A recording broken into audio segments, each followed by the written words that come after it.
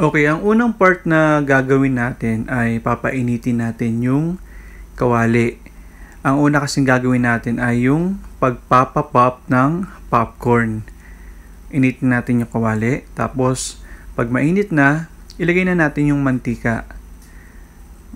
Pagkalagay ng mantika, isasabay na rin natin yung corn. So, initay lang natin na uminit yung mantika. Ayan, mainit na. Ilagay na natin yung oil. Then, next na natin, ilagay na natin yung corn. Tapos pwede kayong gumamit after yung malagay yung corn. Pwede kayong gumamit ng panghalo. Pero ako, ang ginagawa ko lang ay inaalok ko. Para kunyari talaga nasa kali. Yan may nagbibenta ng popcorn. Okay. Tapos after nyan naalog mo na. So lahat na nagkaroon ng oil sa part ng corn. Takpan natin. Kasi later magkakaroon na siya ng popping.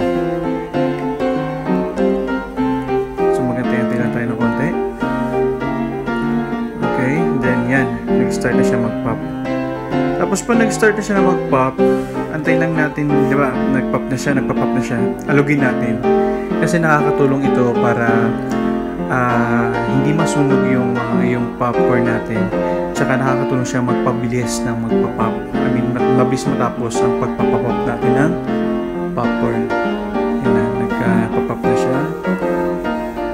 Then, ayun na, ialugin lang natin hanggang sa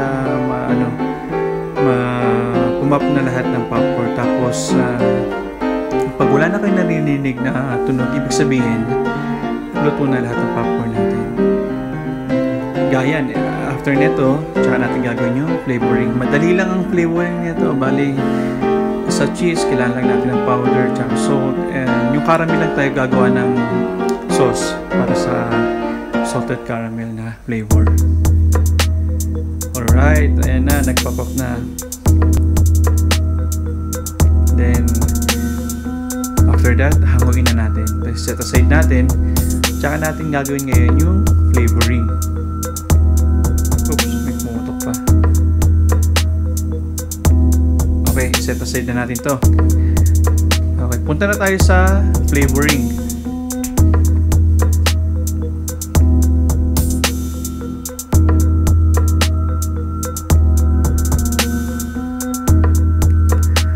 Ang unang flavor na gagawin natin ay cheese flavor.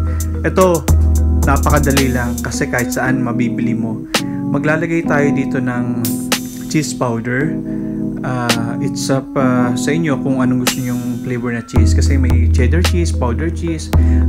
Dito, ang nabili ko lang is powder cheese. Ayan. Itong cheese na to, as in lasang cheese lang siya. Pero hindi siya salty. So, ang ginawa ko, nilagyan ko yan, binulburan ko ng cheese, tapos, nilagyan ko yan ng salt para medyo salty siya.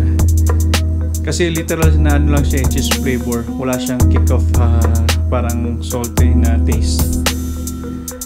Tapos, pagkalagay ko ng cheese powder at salt, aalugin natin.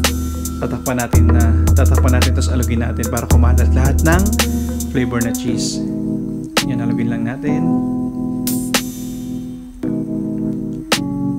Tapos pag nakita nyo nag-scatter na, pag hindi pa kayo nakontento, pwede pa kayong maglagay. Kung gusto nyo talagang maraming cheese, lagay lang kayo. Depende naman sa panglasa nyo yan. Pero ako, mas gusto kasi ng maraming cheese. Kaya magdagdag lang tayo na ayon sa gusto natin. Then, tada! We have a cheese flavor na popcorn. After nating magawa ang ating unang flavored na popcorn ng cheese, gawin na natin ang pangalawang flavor, ang salted caramel popcorn. Initin lang natin yung kawali, tapos maglagay tayo ng 1 cup of brown sugar.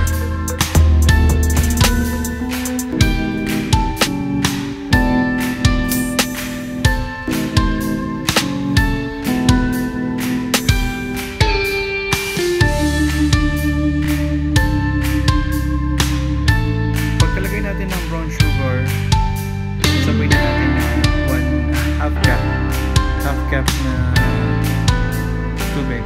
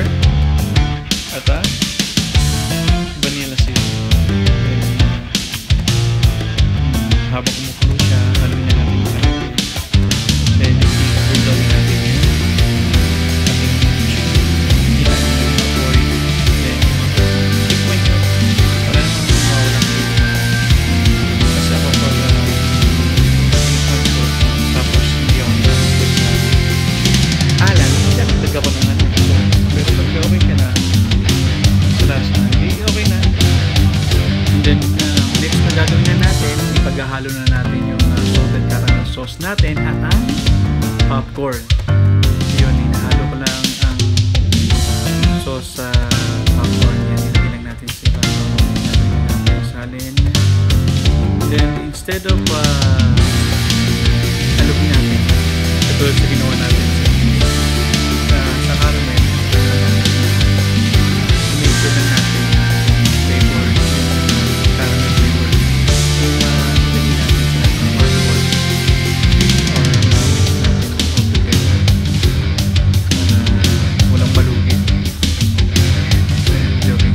Ayun nga, haluin lang natin ang haluin ito hanggang sa malagay lahat ng salted caramel sauce sa lahat ng popcorn natin. And after this, meron na tayong salted caramel popcorn. Diba? Napakadali lang. Kaya, ready to it.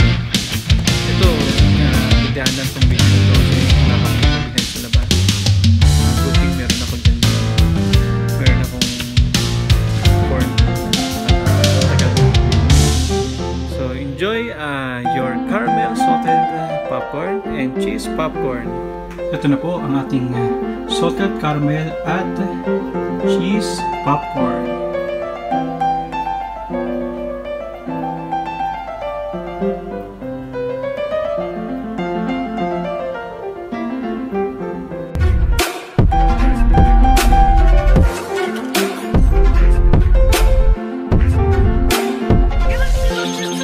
Thank you.